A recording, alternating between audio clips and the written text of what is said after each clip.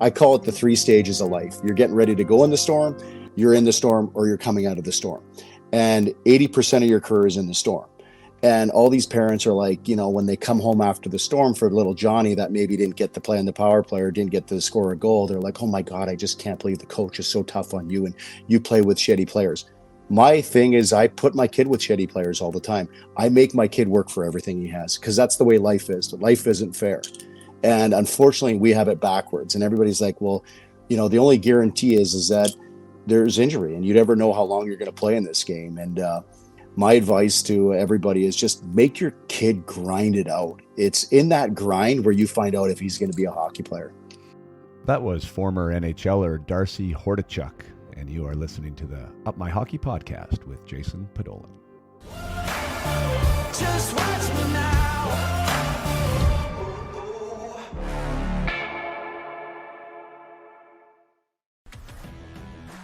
Welcome to Up My Hockey with Jason Podolin, where we deconstruct the NHL journey, discuss what it takes to make it, and have a few laughs along the way. I'm your host, Jason Podolin, a 31st overall draft pick who played 41 NHL games, but thought he was destined for 1,000. Learn from my story and those of my guests. This is a hockey podcast about reaching your potential. Hey, welcome back to the Up My Hockey podcast with Jason Podolin. I am your host, Jason Podolin, and you're here for episode 134.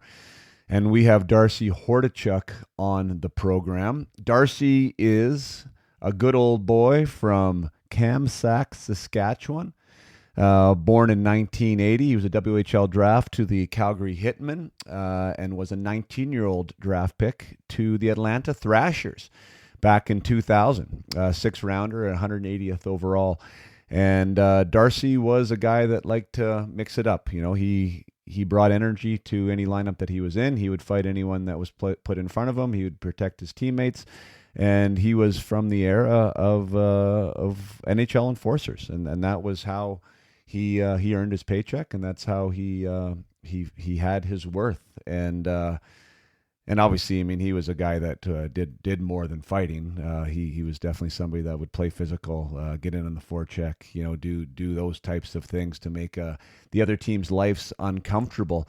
But he ended up playing. He had a great story that he shares, making the Atlanta Thrashers out of camp when he kind of wasn't supposed to. Didn't spend long in the AHL. He only had 2 or 3 years where he split games from the NHL to the AHL, and then had from 2002 to 2013 was in the NHL, playing for Atlanta, played for Phoenix, played for the Panthers, played for the Nashville Predators, the Vancouver Canucks, and the Edmonton Oilers. So well-traveled in his 542 NHL games, 1,140 penalty minutes, and yeah, he is a successful realtor now down living in Phoenix. He is also the son of Braden Hordichuk, who just went first overall in the WHL U.S. priority draft.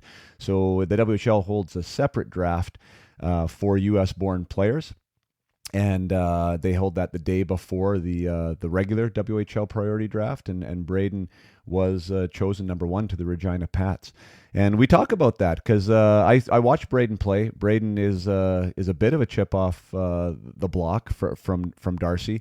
Definitely plays a heavy game, likes to hit. Was not afraid to get into some altercations, and he also has some skill. But as we talked about in the podcast, Braden was around a point a game guy, a little bit under a point a game guy, and usually, in those top selections, it's the point producers, the real high skill level guys are the guys that go in those positions.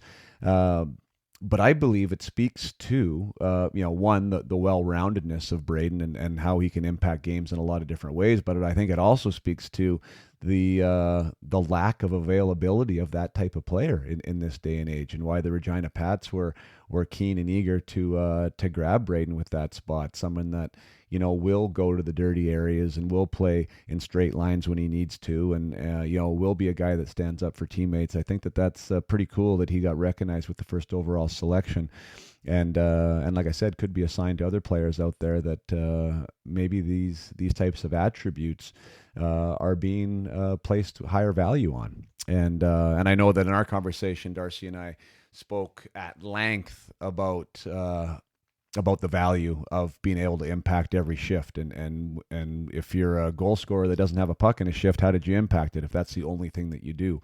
So definitely some pages and some great advice in this episode.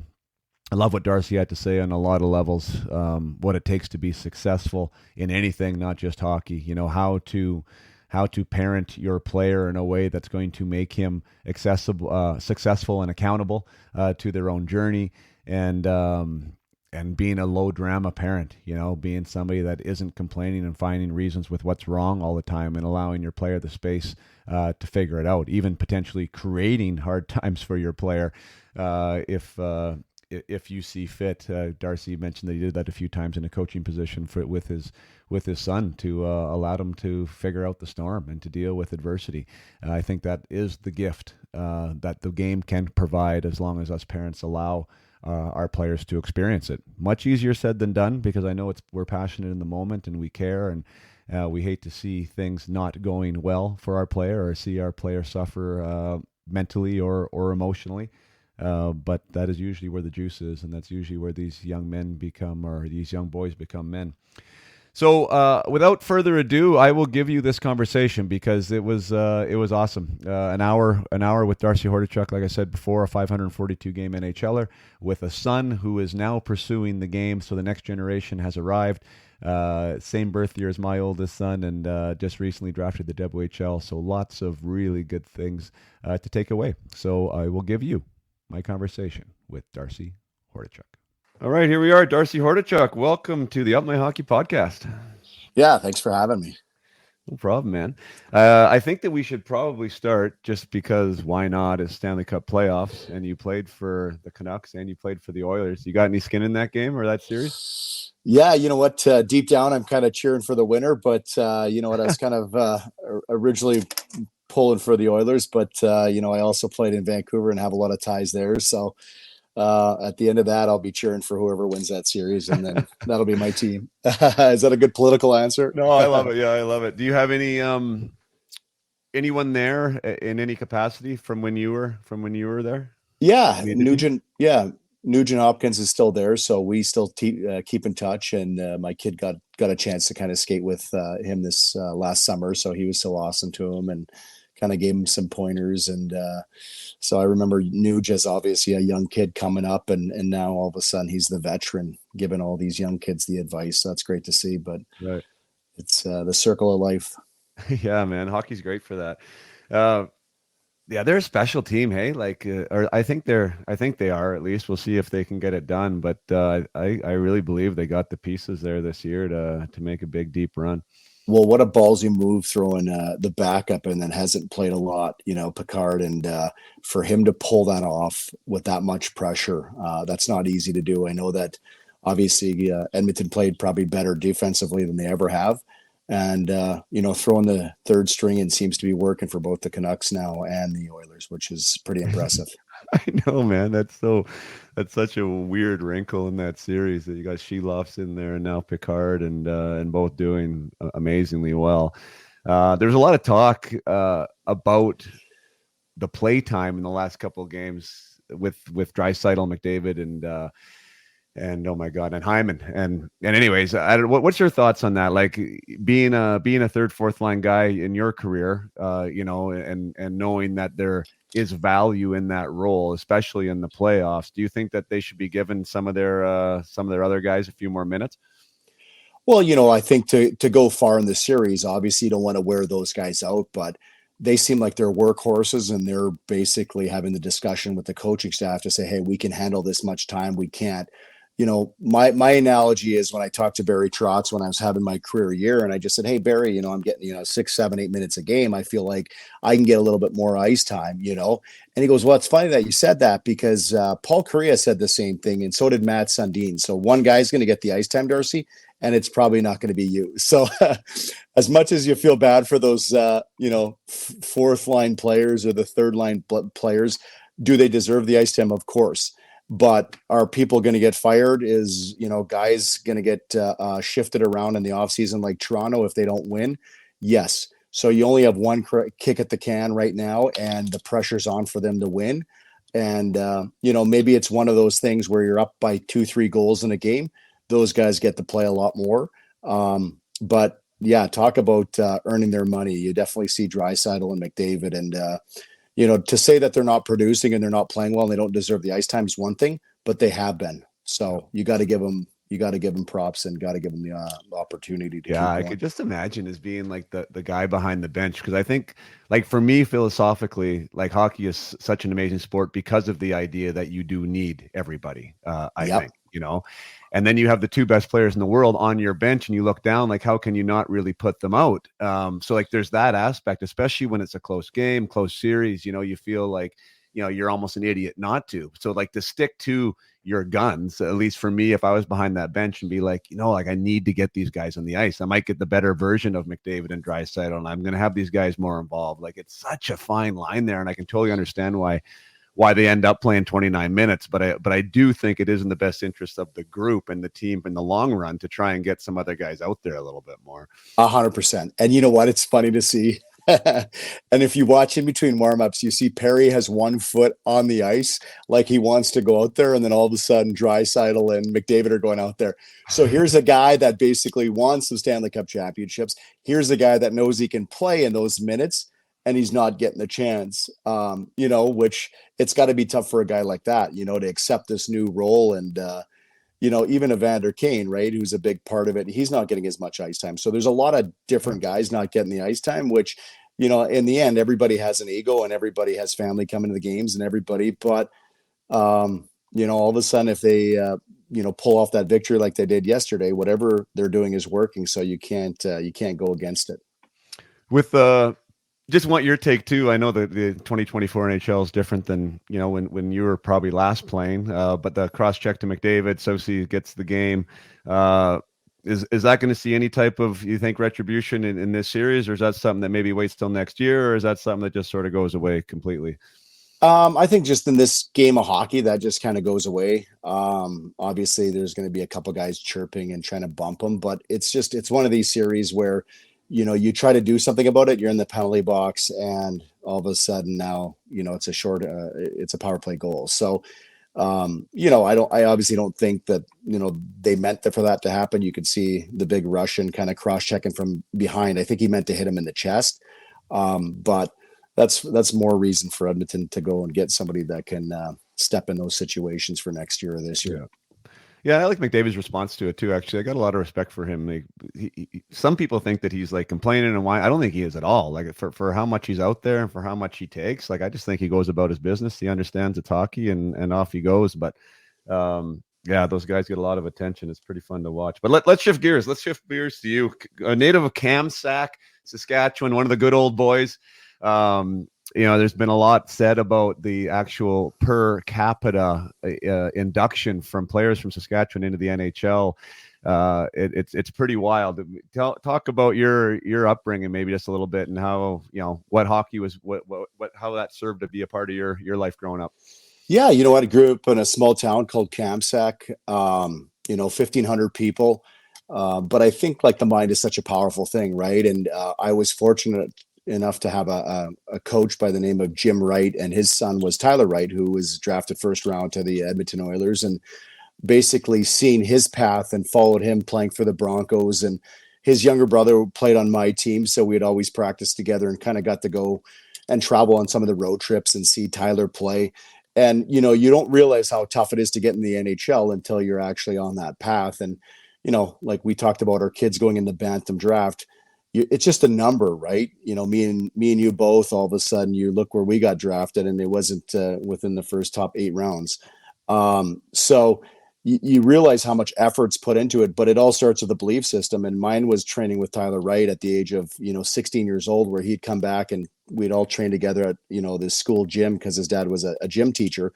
and he'd be doing 35s, and here I am doing 45s. And, because of that, I'm like, geez, I'm stronger than this guy. And if he was drafted in the first round, I could play in the NHL. And then we had box, and I kind of hit him with a couple good hooks where I almost dropped him. And I'm like, holy crap, I just beat up a former first rounder. So it was kind of cool, that whole path of having the rights in our family. But my parents, obviously growing up in a small town, my dad was an x-ray tech. My mom was a nurse.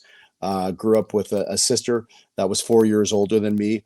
And like every kid in a small town, you just grew up with road hockey and having 2 rinks that you can just show up, and that's how you kind of killed your time. And it was kind of one of the greatest childhoods you can kind of grow up with. And yeah, my journey just kind of took me to getting drafted to the Calgary Hitmen.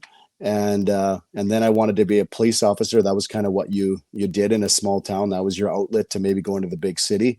But it wasn't until later in my career, all of a sudden, where I'm like, holy crap, I might have a chance to play in the NHL, because I kept fighting every heavyweight, the Goddards, the Todd Fedorics, the Stephen Peets, everybody that was drafted the year before me. So my motivation behind playing in the NHL, everybody's like, how do you do it? And I said, well, just do what my parents did and put your kid on a farm, and he can make $10 an hour shoveling grain in bins, when it's 35 above and chopping wood for a living. And you realize real fast that you'll do whatever it takes to get to the NHL, or to get to the next level in whatever sport you're doing. So working on the farm and growing up in a small town, that it's kind of the school of hard knocks, and that's kind of my background. And before you know it, I'm fighting Probert in the NHL as a 20-year-old, getting called up for one game. And now I'm fighting guys like Chara and Proby, because as you get one crack or one kick at the can, and you better do whatever it takes to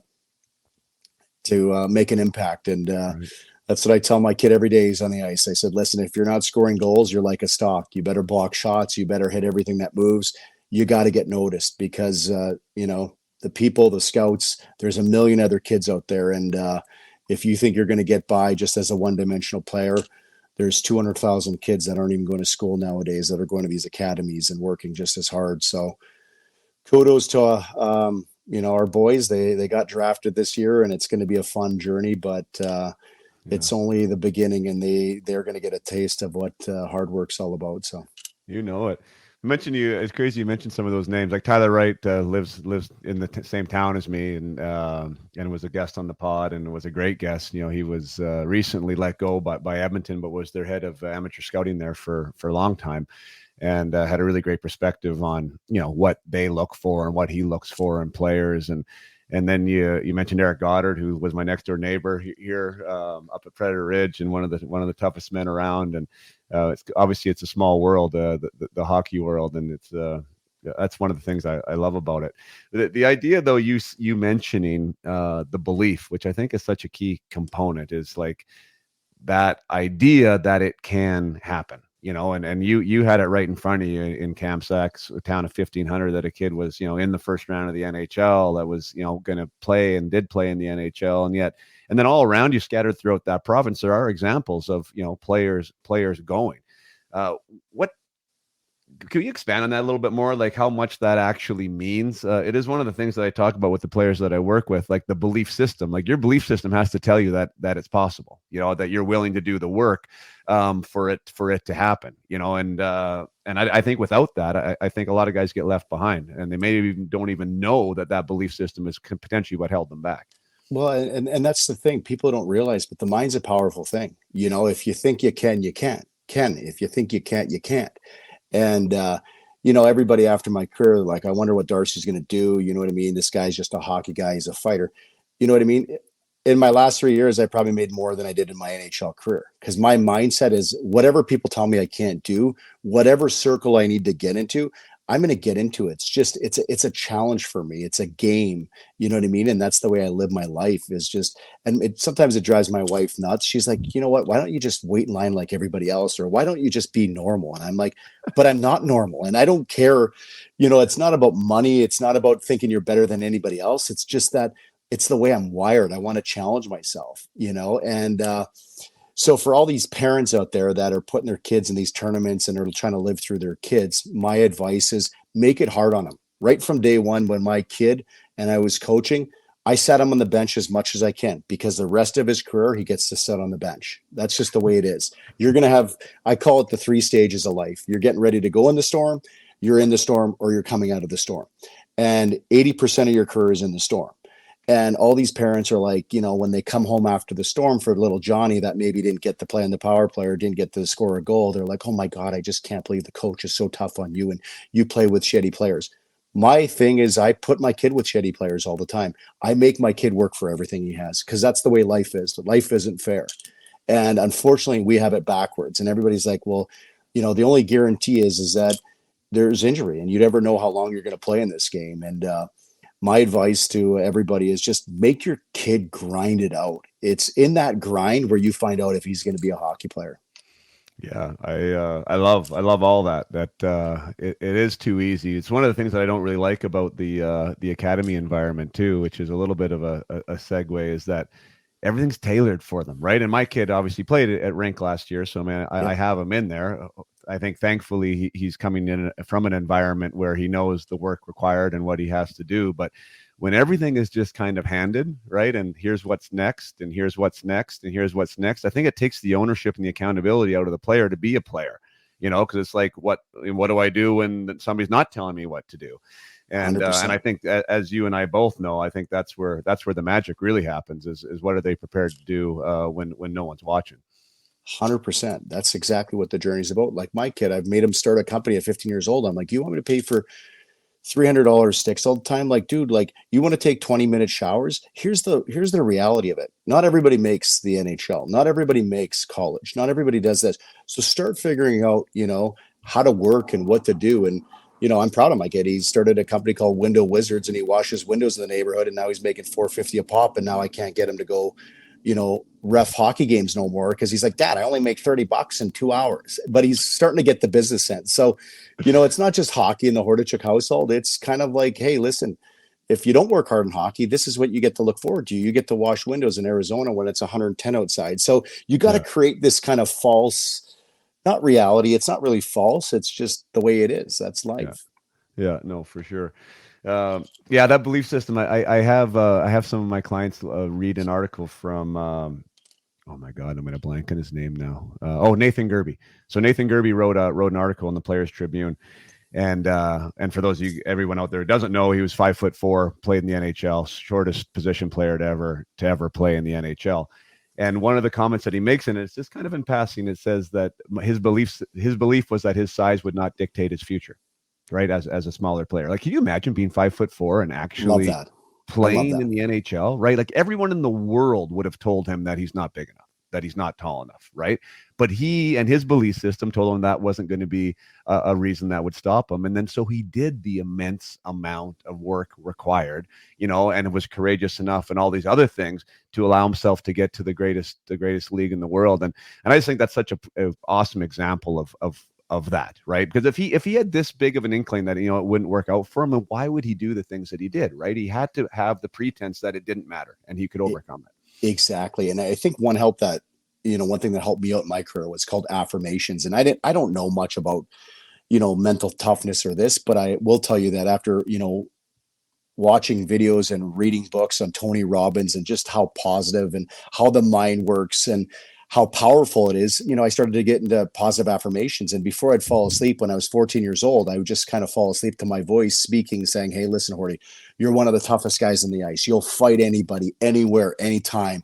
You skate like the wind. You're a horse. Nobody beats you in the corners with pucks. And if you hear it over and over and over again, then guess what? All of a sudden you start to kind of believe it. And now that's what I'm trying to, install with my kid. And he reminds me every day. He's like, yeah, Dad, you tell me this and you tell me this, but you only had 20 goals and 560 games in the NHL. And I go, Braden, it's not about goals, buddy. You're missing the point. It's about what it takes to get along the way. And by the way, when I was in your level, at 14 U hockey, I probably had an extra 100 points. I didn't start fighting when I was 14 years old. I started fighting when I was 18 years old. You know what I mean? So it's kind of funny here arguing with my 14, 15-year-old. And, the stats don't lie, I guess. But he's starting to believe it now. And I think it's fun to see these kids be able to kind of go through their own journey and how their mind works.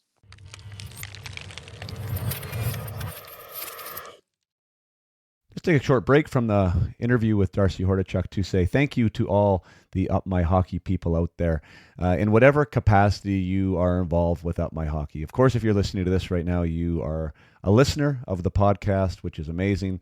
This is the free resource program that allows you to gain some insight, I think, and some lessons on hockey that hopefully you can apply, whether you're a parent to your kids or if you're a hockey player yourself, that you can apply to your own journey and use some of these pieces, these nuggets, that is designed to give you the best advantage possible in the pursuit of your goals and dreams.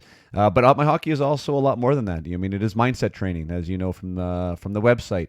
I do programs with players and teams, either individually or collectively, and that is a big piece of Up My Hockey. So thank you to everyone who's been involved in an Up My Hockey program or who is currently a client and who has walked down that mindset and personal development path with me. It's been amazing to work with so many of you over the past years. I believe there's over 500 graduates of the Peak Potential Hockey Project now. There's been dozens of teams that have taken the program with me. Academies and minor hockey associations are starting to work with Up My Hockey, and I just couldn't be more grateful that one, you believe in Up My Hockey and in me and are willing to invest, but also that we have been able to make such a difference in the lives of so many players out there, that they are finding their voice and they are finding their confidence and they are taking their potential to real levels and exploring what that is so they can become the best player that they can be. So that's super exciting as well. But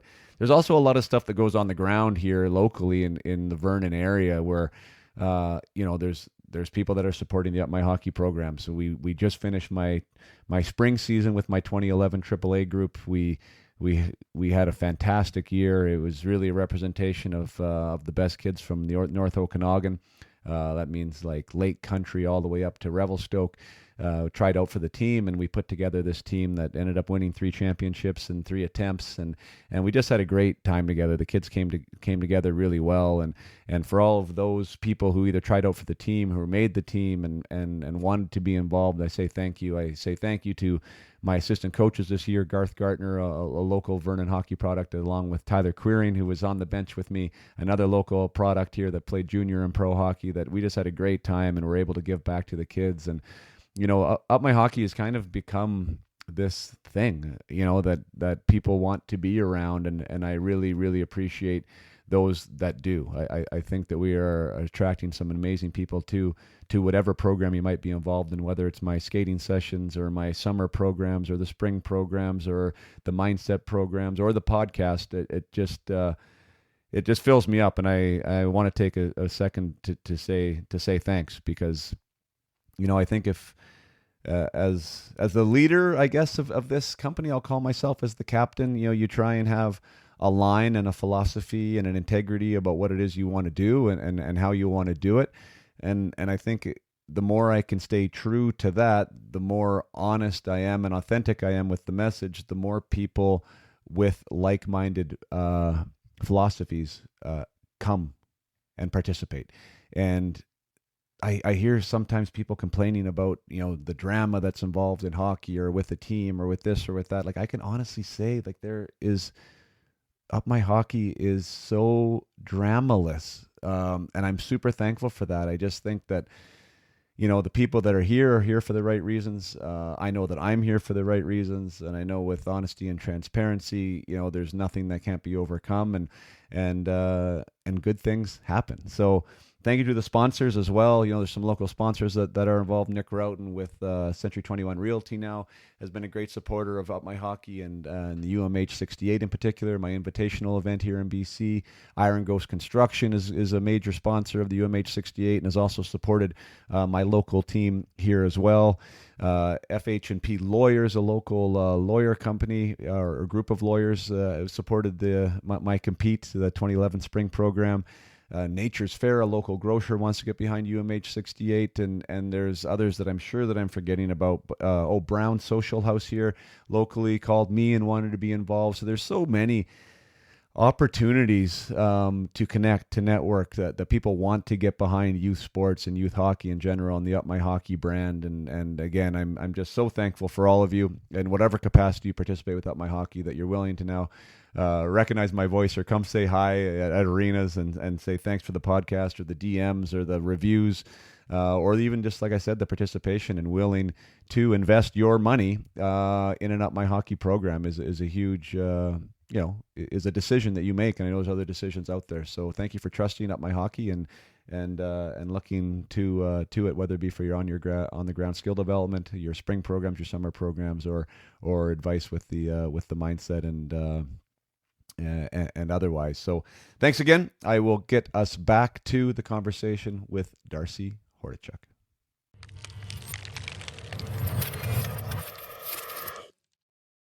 You told me a good story just briefly when we met there at the John Reed about making the NHL and like your NHL draft and how like you went into camp and essentially earned a spot. Like maybe walk me through that and the listeners a little bit, because that's a tall task, especially from being, I think you were a 6th rounder, so probably somebody that maybe wasn't expected to make it as young as you did. And like, what was your mindset going into that camp? Yeah, so it's funny. I believe that it was actually me and Mickey DuPont. We didn't actually get drafted as in original draft as 18-year-olds. So we got passed upon, and then we went the next year as 19-year-olds. I think there was only 3 of us drafted as 19-year-olds.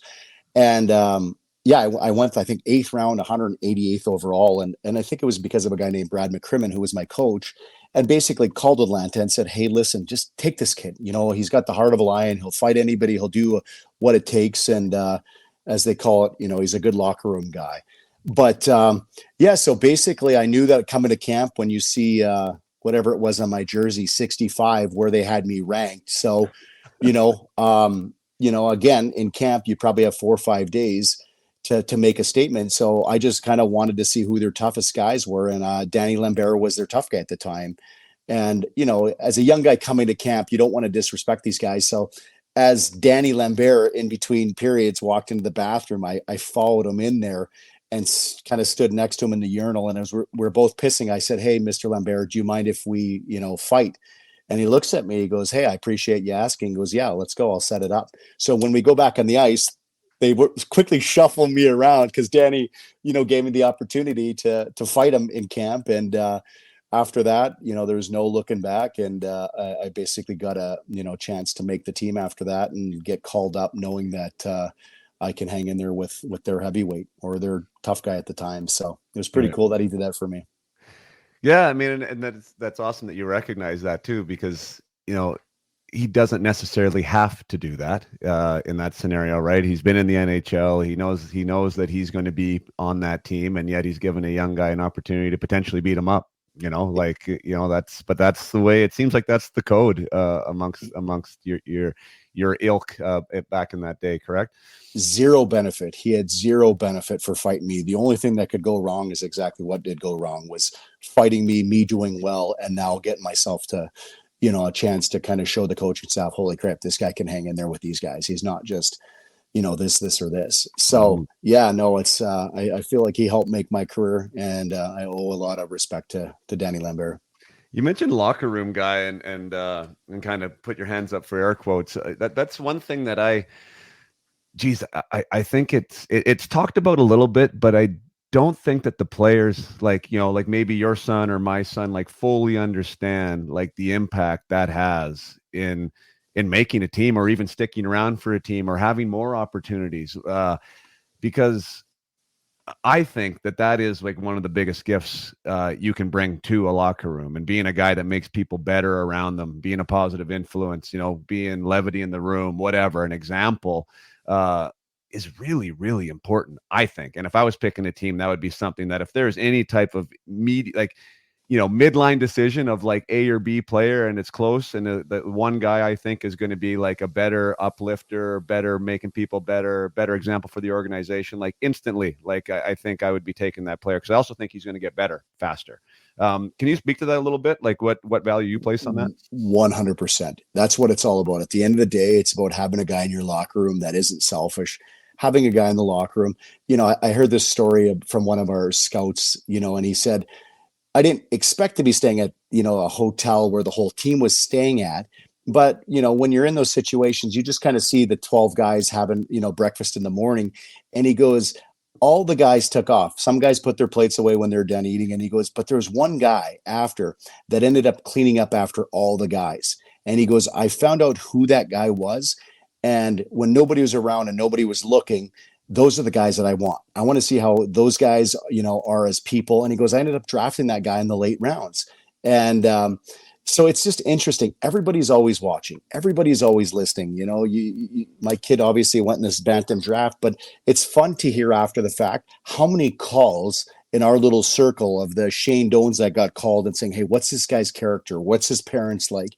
You know what I mean? And people don't understand that. Like, you only get one crack at this. And the parents affect the kids as much as, in the draft or in their careers, because there's just too many people to pick from. So, as a scout or as a GM, it's easy just to make an excuse and say, I don't want that kid, because guess what? There's drama that follows him, or his parents want him to play more. Listen, when you have my kid on your team, and I'm sure it's the same thing with your kid on the team, there's zero drama. It's his own path. And if he needs to sit, then you sit him. If he needs to be disciplined, you discipline, because this is the way life is. There's no fair opportunities. And people I don't think realize sometimes is that, I look back in my AAA career when I played with Chris Kunitz and some of these guys. I was a fourth line grinder, dude. I didn't even play half the time. I sat in the bench and they just used me strictly to go out and just run guys. But it was in that time where I'm like, okay, I got to work more in my hands. I got to work more on my game. I got to be a better skater. So it sucks to go through those storms, and it sucks to go through those grinds. But sometimes, you have to look in the mirror and say, what can I do better to get me more ice time? Or what can I do better? Because, most parents are like, oh my God, you're in such a, you're not getting treated fair by the coach and it's politics. No, it's you. Every coach wants to play the best players. Every coach wants to win. So maybe you're just the problem. Maybe you're doing something wrong. And I found out that back then I probably was the problem. I wasn't as good of a skater, and maybe I was trying to score more goals than I was better than. And Chris Kunitz got that chance, and rightfully so. Playing alongside Sidney Crosby 15 years later, or 10 Right. years later. So. Yeah, no, I mean, you mentioned the storms, and one of the things that I say is, it's you can't be preparing for the storm while you're in the storm. Exactly. And they're going to come, as you said, especially if you have any type of a path with hockey at all. I mean, it's going to happen at the junior level. It's probably already happened at the AAA level. And when we insulate our kids as parents, right, and protect them from those storms, we're actually doing them the biggest disservice imaginable, because they need to navigate that storm, and they need to be prepared for it. And that's one of the things. I don't know how I mean, it sounds like you've raised Braden to be able to manage the storm the best that he can, and to give him the tools, because I think the players are way less equipped mentally to handle these things, just because it's been like this golden pathway. Do you see that with where you're at with the players that are around? It's everywhere. Exactly. You nailed it. And it's the accountability. And what you have to realize is that these people are humans too. If I'm coaching your kid, I'm looking for a kid that is tough. I'm looking for a kid that wants to throw his body around. But now the next coach doesn't want any of that. So, here I'm in my journey for 15 years, and I'm like a chameleon. I'm one coach is a Pete DeBoer that is telling me never to fight, and I need to, go to the net. And then the next coach is a Mike Keenan, where it's like, dude, anybody that looks at you wrong, anybody that touches our players, send the message. You know what I mean? And not per se fighting, but just let them know you're out there. So in order for you to have success, you have to be a chameleon, and you have to adapt to all these personalities, and you have to understand that everybody might see something different in you. Everybody might think you're a different person than what you think you are. And half of the journey is trying to be able to adapt and to recognize what you need to do different. And my biggest thing to the coaches is just like, listen, I want to help the team win. What are your expectations of me? What do you want? And I remember Vancouver, I had a pretty good reputation, and Mike Gillis and those guys are like, Hordy, listen, everybody knows that you'll fight. You need to stop fighting. Like, you just take a chill pill. And I kind of looked at him, and I remember saying, Mike, I'm not fighting basically for the Canucks. I'm fighting for the next job that I'm going to need down the road, because every scout's coming to the games, and be like, why isn't Hordichuk fighting no more? Why doesn't he play tough? So every game I played the same, and everybody knew when they got me what they're getting from me. I didn't ever think, I was somebody that was going to put the puck in the net.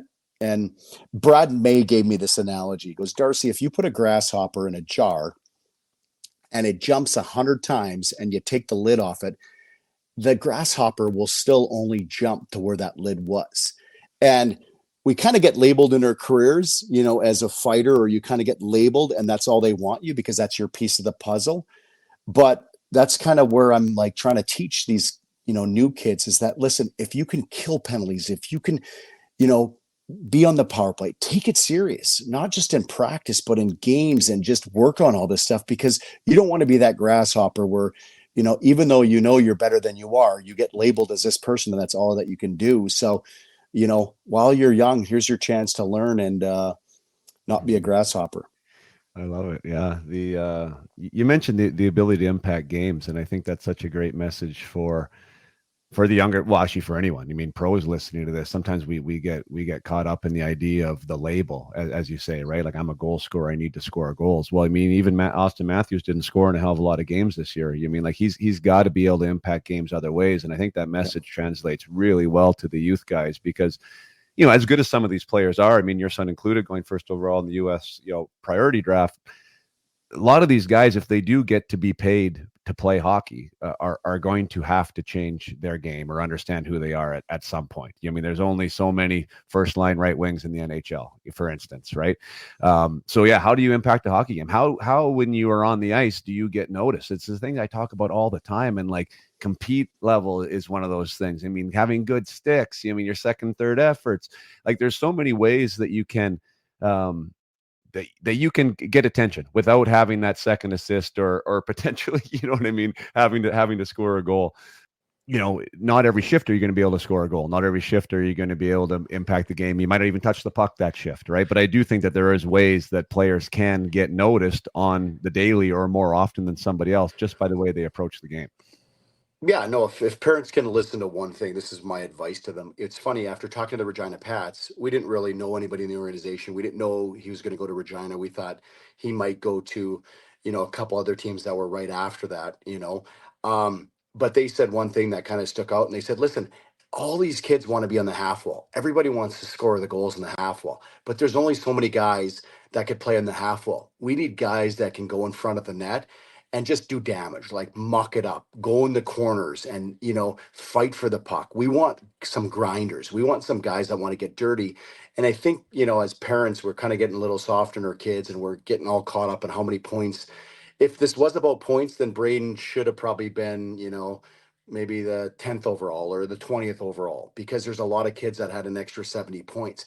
But what you realize is that all those toe drags and all these fun goals that kids are scoring out there, those don't work in the WHL. They don't work at the next level. What works is if you watch a guy like Connor Bedard and juniors, and he's protecting the puck. He's, doing the mohawk down the side of the walls. It's those kind of NHL quality plays that get you the next level. So it's about doing it right. It's not about, always trying to toe drag. It's like taking pucks to the net. Like, so many kids come wide and they just shoot it. Well, it's a 3% chance you're going to really score on that. And the problem is that our level, and 14, 15U hockey, a lot of kids score from there. But the next level, that doesn't work. So what do scouts look for? They look for guys that want to drive the net. They want to fall and crash the goalie. They want to blow shit up. And it's hard because kids don't want to do that. Kids just want to be able to snipe. They want to be able to not get hit. So, the kids that do this are the kids that are going to get noticed real fast. And everybody says, well, how do you get noticed? You just freaking work hard. You muck it up. You do what everybody else isn't doing, because 90% of the kids out there don't want to muck it up and don't want to get dirty. Yeah. Yeah. I mean, I think that piece translates, right? Like, to whatever level you want to play at. And to your point, I think that might even be an indication. Like, I mean, I'm glad you brought that up, because Braden was roughly a point a game guy, maybe even a little under a point a game guy this year. And for him to go first overall in the priority draft, I think it speaks to what a unicorn that type of player is now. a player that does have skill to score, but also has the ability and the want and the desire to get hit, go to the dirty areas, play a game that's going to translate, because less and less players I find want to do that. Exactly. And like, what do you want to do? You want to, finish the season with 110 points and be the top team, or do you want to go far in playoffs? The Toronto look at the Toronto Maple Leafs. They're the, a perfect example of a team that has, you know, five guys in that top line that don't quite muck it up. Like if I'm picking a team, I'm taking DeBrusque, I'm taking Tachuk, I'm taking Hyman, I'm taking the guys that have that little edge, not that guys that get me past. Obviously it's great to have a great regular season, but I want guys in the end that have that edge to them. And I think as parents, it's tough because kids don't want to go in the corner. Kids don't want to get hit. Kids don't want to hit. It's a lot of work to run around and hit guys. And obviously the game's changing, but it's really not changing because a lot of us old guys that played the game still love guys that have that edge. Yeah. And even though it's gone away, it really hasn't. And you see a guy, with the Rangers or Vesey, like it's pretty cool that, or Rempe, sorry, that still has that edge, and he's going to buy himself a job in the NHL just from trying to send the message every game and being a good locker room guy. Yeah, no, I love it. I mean, I love that aspect. I think that's bringing the compete level, I think is, well, in our house, that's just the two things that are non-negotiable. It's just like you have to work your ass off and you have to compete your ass off. I mean, other than that, I don't care how the game goes. I don't care if you missed your goal or missed a guy back door, or whatever the case may be. That'll take care of itself, and we can work on those things in practice. But I can't make you work hard, but I will demand it, right? I mean, that's the one thing that I definitely want my boys to do. And I think, when you have that type of a mindset and that approach, I think that's gonna get you some places. And it's why, to your point, like why these guys make these phone calls. And I think that they should make more phone calls. Like the more I've been around the game and the interviews, like that is the separator, like especially at this 14, 15-year-old level, because there's guys that can just naturally skate better. There are guys that just naturally can shoot the puck hard. Those guys I find haven't been tested yet. I mean, they haven't, like, where is their resolve? What is their mindset like? What is their mental toughness like? How hard are they going to push when everyone is the same size and strength as them, and I think that's the indicator. Like these guys that are willing to do the work, that want to be hockey players and not just play hockey, I think like that's who the guys I'd be invested in and drafting. Yeah, totally. And you know what? It's one thing to get drafted right now, but you want to find out who's actually putting the time in and who's working hard. Like Braden's skating from 2 months ago is not even near the where it is now. Like he's so far ahead of the game. Working with Aaron Konecki and Lars and some of these great skills, skating coaches, because that's what he wants to do. So it's so much more when you talk to people and say, hey, listen, you might be seeing this from this player, but guess what? He's passionate. He's going to be a player. He wants to put the time in. And, like my whole thing is exactly what you said in our household. I don't care about points. Those things will come. You know what I mean? It's just the law of averages. You don't score for a week or 2 weeks. It's going to come in, you're going to score all of a sudden 3 in 1 game. It's how hard do you forecheck and then how hard do you back check? Because you can control that, your effort and your back check. And if you just do a couple of these little things, you just stand out. If you're a scout, that's what you're looking for. You're looking like, man, does that guy back check hard? Like, man, is he working? So it's great to see, obviously we have the edge as hockey parents and as dads kind of going through this. But there's just so much misinformation. Everybody wants to go to the CCM tournaments and everybody wants to go.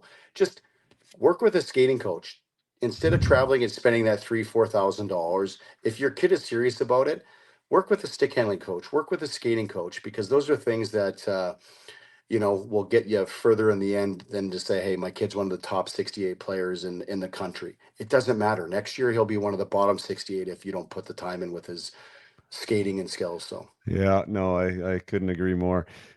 With the draft, so maybe we should chat about that. So one, maybe we should chat about why you're in Phoenix. Team. I know you did have a stop there, but that was earlier in your career. You mean you're from Saskatchewan? Why Phoenix, and how has that environment been for your boy and his hockey? yeah, you know what? I ended up in Phoenix because obviously I played here back in 0102 and then met my wife, Lisa. We dated for 5 years long distance and then got married in Nashville. and then had a house in Nashville up in Franklin. So we're kind of thinking about maybe going to Franklin, and then just decided, you know what, her parents live in Prescott. Her sister moved from California here, and just thought we'd give Arizona a chance because it's, you know, obviously she traveled around for 13 years, followed me around. And then I just said, hey, where would you want to live? And she said, why don't we just, you know, start with Arizona? So we'd still go to Nashville once in a while. We had our house. We just recently sold that a few years ago. Great spot to be from. A little bit too quiet for us. And then, you know, just being close to Saskatchewan, you know, it's a 2.5 hour flight from here to Saskatoon, a quick WestJet flight. So it's kind of a win-win. And you know, for those of you who haven't been to Arizona, it's one of the greatest places that you can live for 8 months of the year. You know, have one of the best places. And like I always tell everybody, is you can't shovel sunshine. So that's Yeah, why perfect. I'm not back home right now. And then as far as the Phoenix Junior Coyotes, and that organization and hockey kind of down in the States, how much different is it, if at all, and what is that environment like in youth hockey down there? Yeah, it's crazy, right? I think you know, having players like Austin Matthews coming from here, Nyes, obviously Doan's boy. It's been blowing up, and it's you can't even get ice time here. So we just actually started our own little skills hockey center right next to the ice den. It's 7,000 square feet. We have a skating treadmill on it. We have a rapid shot. We have huge ice surfaces for shooting lanes. It's all synthetic ice, but it's packed all the time. We're not even technically open right now, but everybody is passionate about the game. And yeah, no, we went to Red Deer. We did really well in that tournament. Everybody was kind of like surprised, like they didn't even know there's hockey in Arizona. But people forget that we produced, you know, the best player in the NHL to this day, and he came from Arizona. So anywhere where there's good coaching and anywhere you have ice, you're going to get good players. And there's a ton of alumni guys. You got Ray Whitney here, you got Doan, you got Sullivan, you got Sillinger, you got, you know, Taylor Pyatt. Half the NHL, Kovasu lives down here. It's a great place to live, and they're all kind of helping out. You know, Michael Grabner, his group of kids is I think 2010s, like he treats this team like an NHL team. Like you're going to see probably his whole team get drafted. Like they have a regiment that I think is tougher than when I played in the NHL, and it's pretty cool. You know what I mean, to see. But it's Arizona's definitely going to be on the map. It's sad to see us, you know, lose the Coyotes, but at the end of the day, we had so many people from all over the place. They all kind of have their teams that they cheer for and love the game of hockey. And so, how does that work for Braden, and maybe even for you as a hockey dad? So, obviously, the WHL has geographic rights over that area for as far as the draft is concerned. Is the USHL an option there as well? Were your sights always set in the WHL because you were from there? Like, how does that work as far as the landscape of youth hockey and making that next step? Well, if you go in my kid's dress bedroom, actually he has a Michigan jersey. It's hanging over top of his bed because he went to Michigan to watch Kent Johnson, a good family friend, and Owen Powers and Brisant and Luke Hughes play, and was just absolutely set on, you know, going the college route. And you talk to everybody, and you kind of just, you know, hear what people have to say, and then all of a sudden, you know, Braden started to develop into this player that had this edge to him. And then you realize, okay, let's just play it by ear and see what path you go. Until you're drafted, until something happens, you just don't know what opportunity is going to present itself. So next thing you know, we realize that he's kind of a better fit for the WHL. He's one of these physical kids. He, you know, hit puberty a little bit earlier. He's 5'10", 165. So then you kind of say, okay, let's, you know, start talking to teams, and everybody's like, man, this kid's built for the dub, you know. And obviously me playing there, I think it turns boys into men playing in the WHL. It's a great league. So that's how we just kind of switched gears last minute. And, you know, in fact, we're going to a Madison Capitals camp next week that we signed up to prior to the WHL. But no, we're happy to say that the contract is about to get signed with the Regina Pats. So he is committing to, you know, being a Regina Pat, and that's the path that we're going to go. And he's excited about it. We're excited about it. My parents live in Kamsack, so that's a 3-hour drive. We didn't know we were going to get drafted to the Regina, so we had a plan 3 years ago for Costa Rica. So Braden's going to be in Regina, and my parents are going to hang out with him for a few days and take him to camp. And I'm going to be in Costa Rica checking in on him to see how he's doing at Pads camp. But it's uh, it's exciting for all these boys, and congrats to your boy too. I know he was drafted, and it's just gives them a little bit more direction on what they want to do, and it gives them a little bit more leverage too if they want to go that USHL route because they know that. that other teams have showed interest in them, and these kids get to pick the path that is best for them. So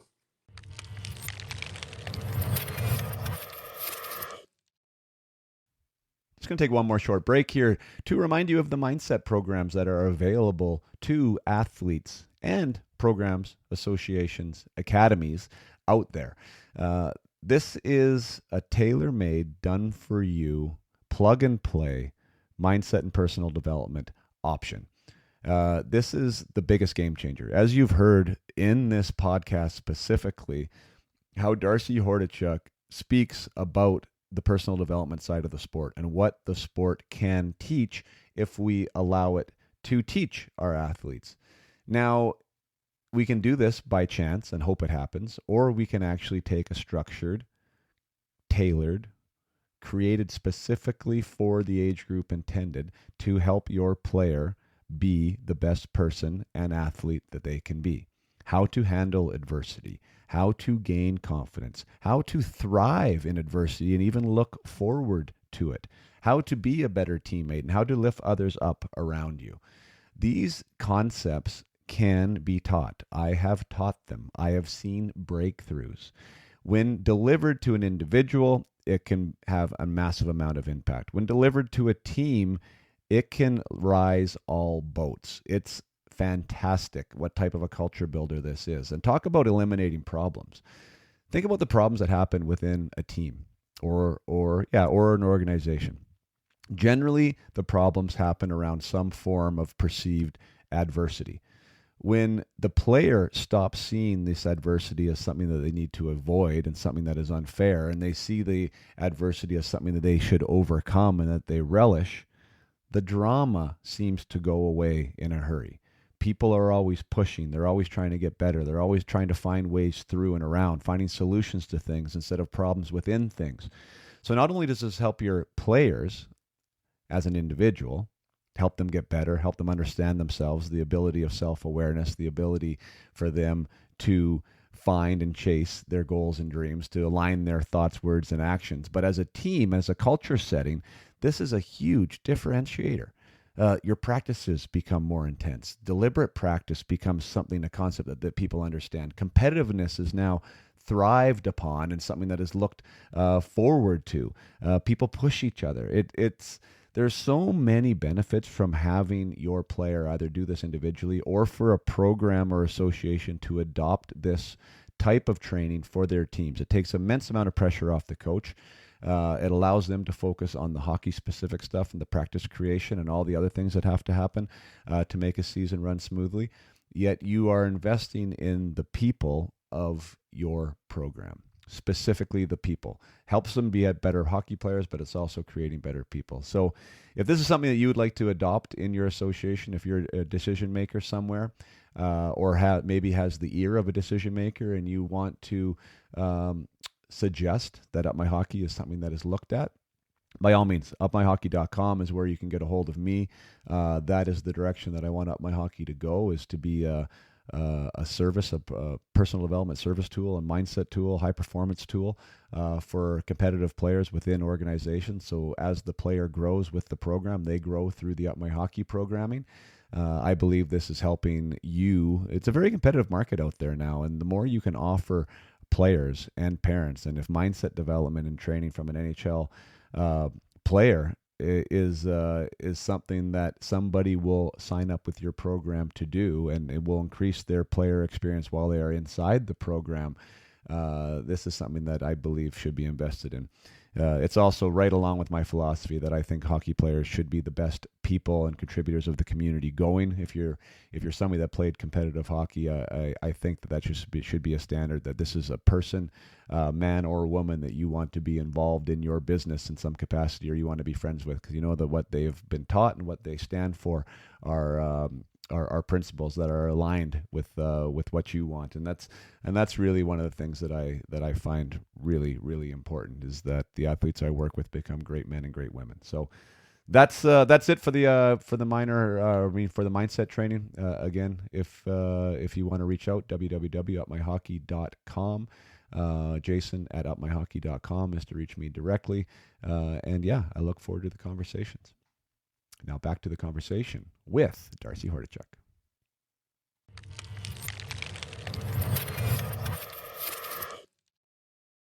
What was that like for your boy? I know, again, just with the exposure and the maybe the knowledge of the draft. You mean like playing up here in Western Canada, yeah, and playing for Rink Academy and in the CSSHL, like, essentially every weekend these guys played. It's not obvious. It's not unobvious that there's lots of scouts there, right? And these guys want to play in the WHL, so it's like this little, it's this little laboratory of kind of stressors for these kids at 14, because they want to get noticed. They know there's people in the crowd. They know there's obviously a lot of good hockey players out there, and there was a lot of ups and downs, I know, for my boy throughout the season, and a lot of his teammates as well.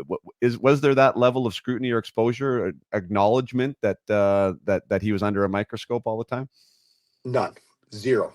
Until we went to Red Deer and we seen 200 scouts there, and we all of a sudden beat Sherwood Park 7-2. You know what I mean? And then we beat Red Deer 4-2, and we started beating all these teams.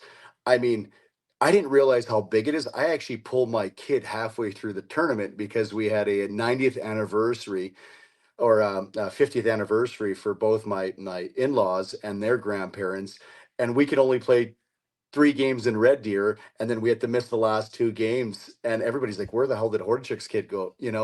So I didn't realize that there's going to be 250 scouts at this. Like, we're not used to seeing that. You Yeah. come to our games down here, and you'll see 4 or 5 scouts maybe here and there. We have a Thanksgiving tournament where a lot of them will fly in.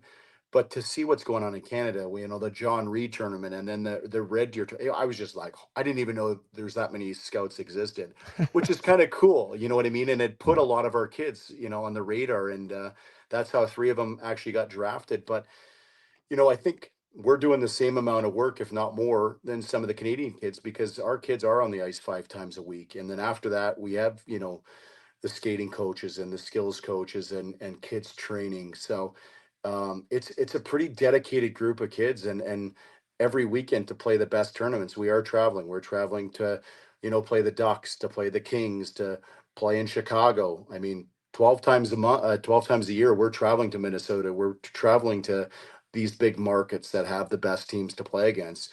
So, do we get to play, against Kelowna and Red Deer and everybody in your backyard? No, not really. But we have the same mindset down here, is that no matter who you play, here's what we expect from you as players, and in order for you to have success, this is what you have to do.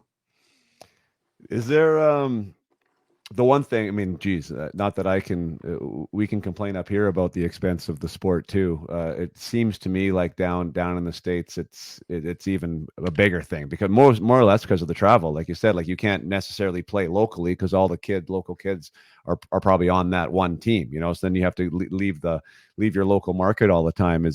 Uh, is it a barrier to entry, do you think, for some of these families to be involved in it at a high level? 100%.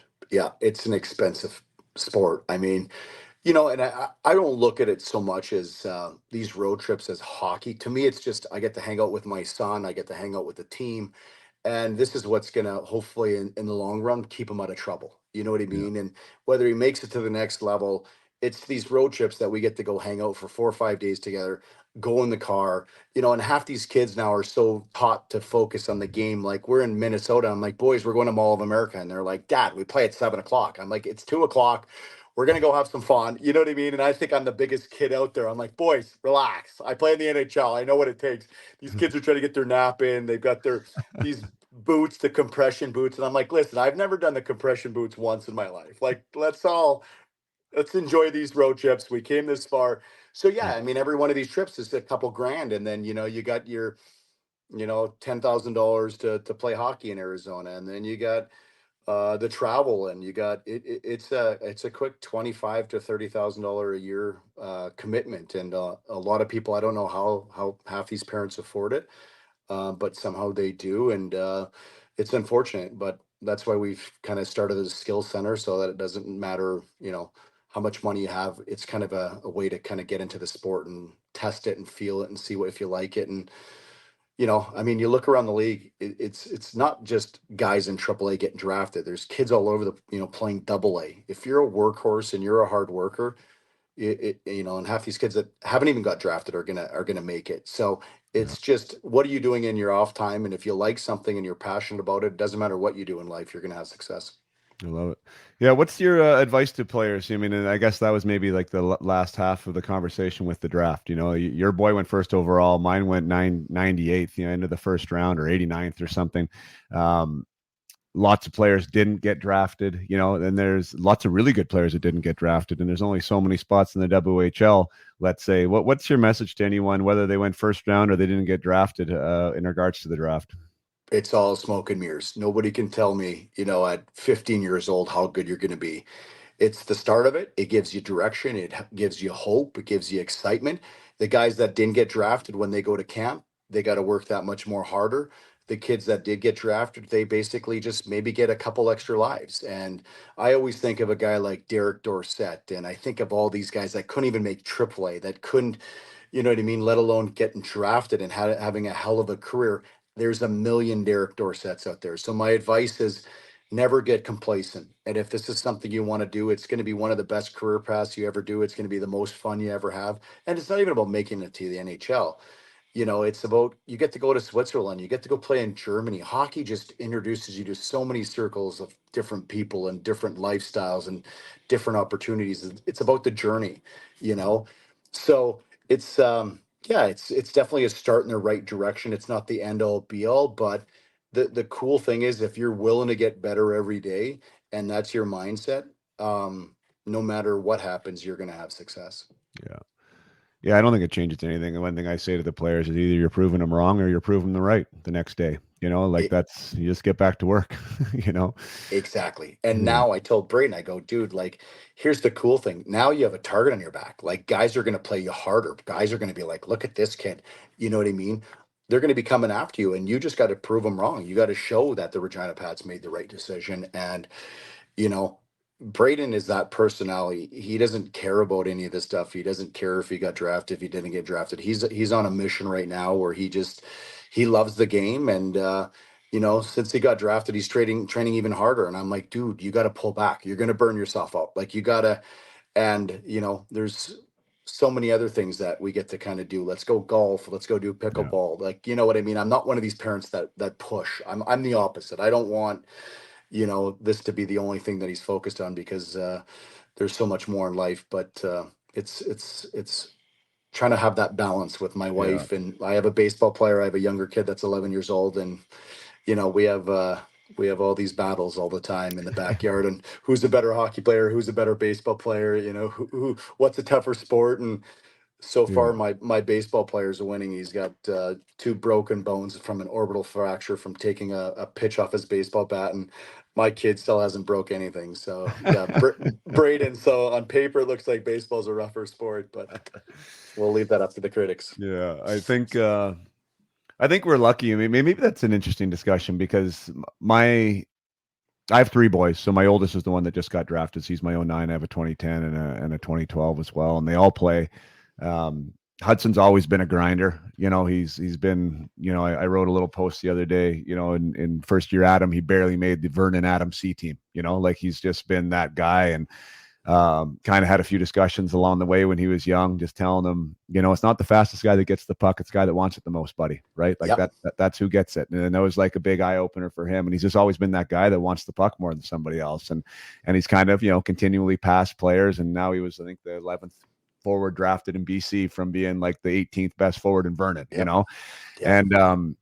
And so, in saying that, like, my other younger two have had a great example. So I think, of what happens in the background, and how to get better. And so they're all workers. So why I'm telling that story is because I am like you, saying, hey, let's go play some tennis. Let's go hit some golf balls. Let's go throw the football around. And they're game to do it, but they're so focused, hyper focused on hockey. I think we can kind of maybe take it a little bit for granted, you and I, because I think there's a lot of parents out there where their kids aren't the ones who are in the garage before school shooting pucks, and they're doing this, and you almost feel like you need to lead them a little bit.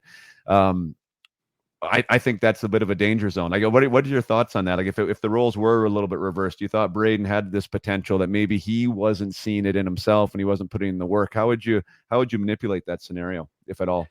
Well, I let them know right off the bat, I'm not spending 2, 3 grand on a road trip for you to go out there and not know what you want to do. If you show me you're putting in time, if you want to get better, you wake me up in the morning. If not, there's a million other sports you can play. This is Right. not my dream. This is your dream. And maybe let's find something that you're passionate about. You know what I mean? Mm. So that's what parents have to understand is that, you know, part of it is now he got to skate with Connor Bedard in the summer, and he got to go and play with, Nugent Hopkins and Barzell 3-on-3. So he's been around these players, and now he's hooked. You know what I mean? So that's part of the journey, is that everybody kind of has these different paths and they want it for different reasons. But if they're not into it, then it's okay. What people have to realize is that playing in the NHL isn't the end all be all.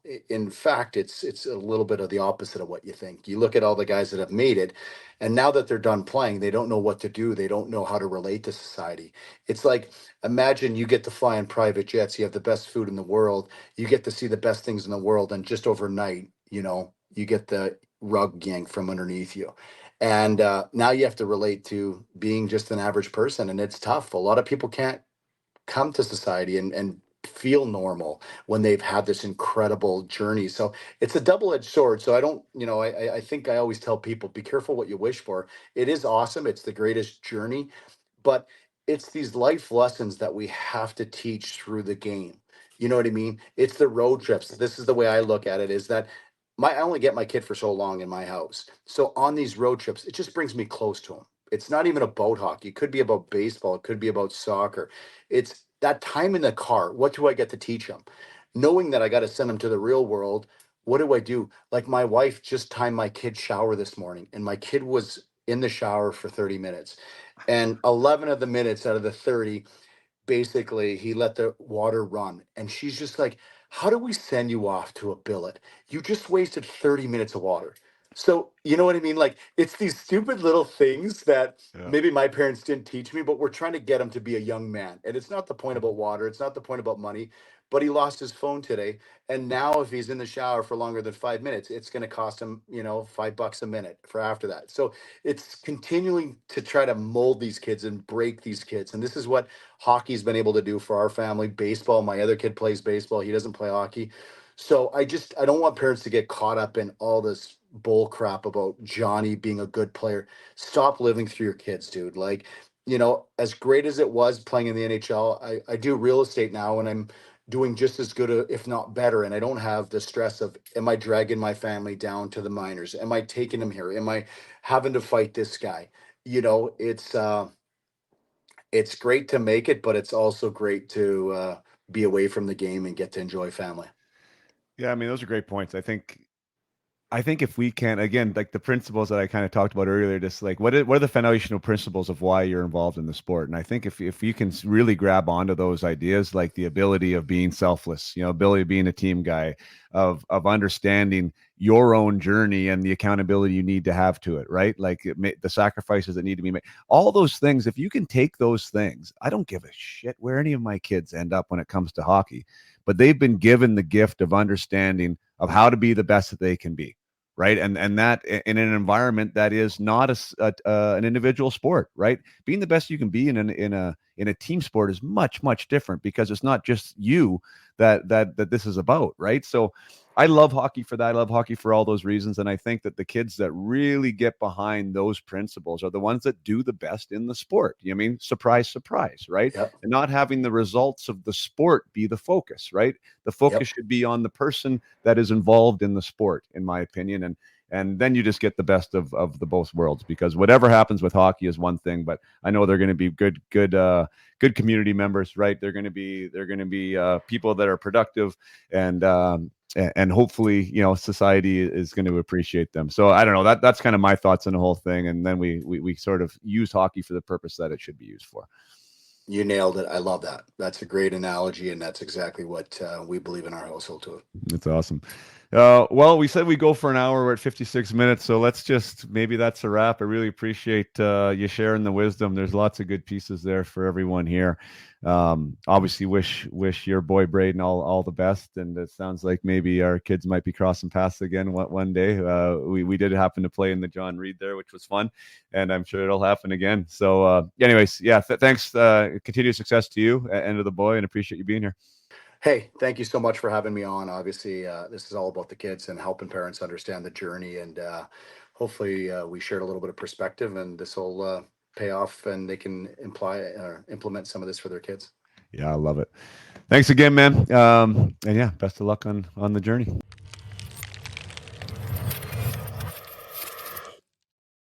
All right. Thank you so much for being here. Darcy, thank you for being here. Thank you for sharing the wisdom of your own journey and also the journey now as a parent, trying to support a young player to follow in your footsteps, and also the advice you've given to anyone out there who wants to follow in your footsteps.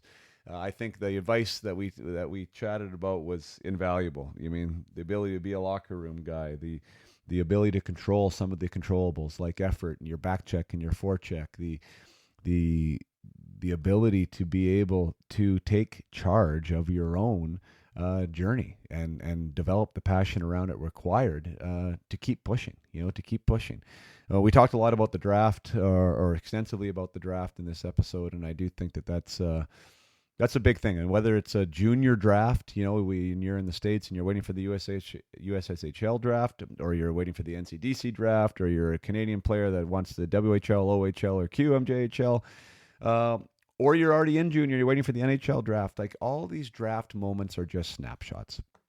Just a reminder, just a fraction of a moment in time on a particular day where a group of individuals has projected you to be something in the future.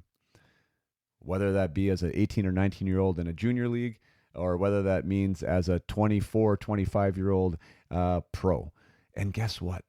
These guys get it wrong a lot of the time. So whether you were a first rounder, whether you were a third rounder, whether you were a no rounder, I don't want any of you to get caught up in that idea. All it is a projection. And what it means to you is that you got to work your ass off the following day to either prove people wrong or to prove people right.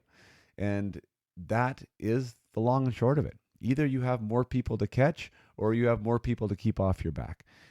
So I don't think it should affect what you are doing. If you want to be a hockey player and not just play hockey, that's just part of the game. And you need to do what is required of you to continue to get better and to find what your potential is. Now, some aren't willing to do the work. Some people want it to be easy. Some people aren't willing to think about the depth chart and be able to climb and jump people in front of them and to gain that spot. And that's fine. That's fine. If you're fine with having excuses and having regret. If you want to go to bat and if you want to be the best player that you can be, the draft is only a little piece of the puzzle, and the rest is on you. So stay accountable to what it is that you want. Control the controllables you can control, right? We talk about them a lot in my program, right? Your effort, your competitiveness, your gratitude, your time management, your emotional control. These things are all things you can control. And if you do a great job controlling those, you will pass people. You will get noticed. You will find a place somewhere. It often has a lot less to do with the actual hockey and more with your perception and your ability to get better away from the rink. So best of luck to everybody out there. Whatever draft you may be, this message may be attributed to. Congratulations on getting drafted. Congratulations on getting recognized. If you didn't get drafted, there are a million stories out there of people who have made it to the next levels without getting drafted. And just make sure you're doing what it takes to make your dreams come true. Until next time, play hard and keep your head up.